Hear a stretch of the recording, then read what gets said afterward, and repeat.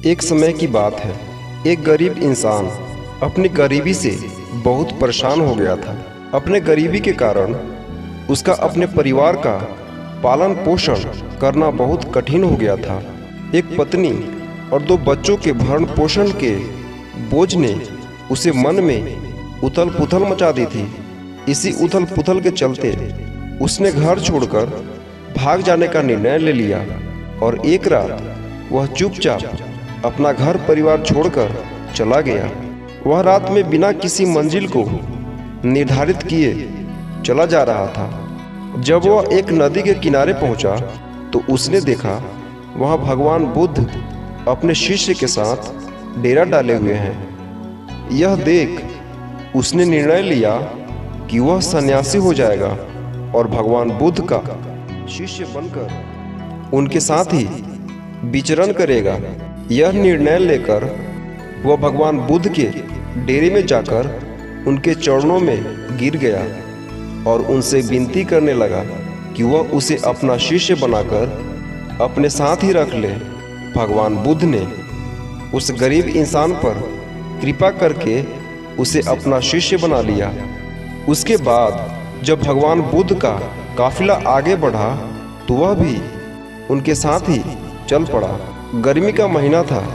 भगवान बुद्ध का काफिला चलता ही जा रहा था। जब वह एक जंगल में पहुंचे तो सभी लोग पेड़ के नीचे विश्राम करने के लिए रुक गए। गर्मी के कारण भगवान बुद्ध को काफी जोरों से प्यास लगी थी। उन्होंने अपने नए शिष्य से कहा, यहाँ पास में सरोवर है, तुम जाकर वहां से पानी ले आओ। भगवान बुद्ध का आदेश सुनकर वह सरोवर में पानी लेने चल पड़ा।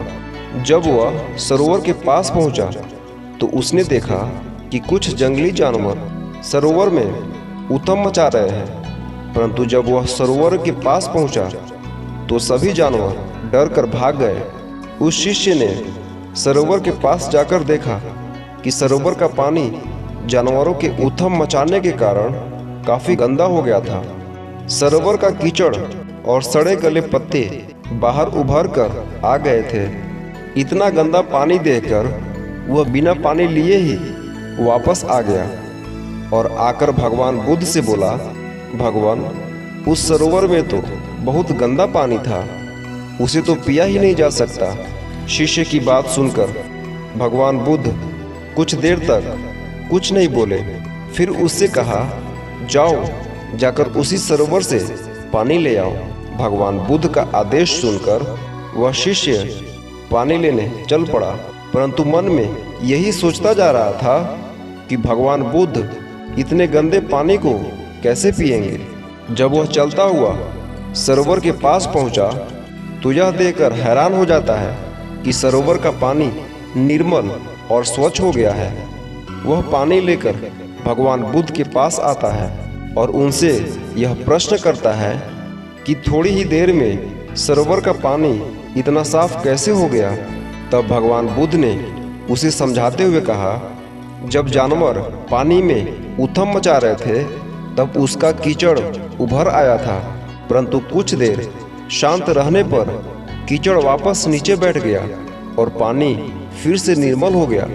इसी प्रकार हमारे मन की भी स्थिति होती है। जीवन की भाग दौड़ और कठिनाइयाँ हमारे मन में उथल पुथल पैदा कर देती है और तब हम गलत निर्णय लेते हैं। परंतु कोई भी निर्णय लेने से पहले अगर हम अपने मन को शांत रखें और धीरज पूर्वक बैठकर सोचें तो हमारे मन की वह उथल पुथल पानी के कीचड़ की तरह नीचे बैठ जाती है और तब हम जो निर्णय लेते हैं वो हमेशा ही सही होता है।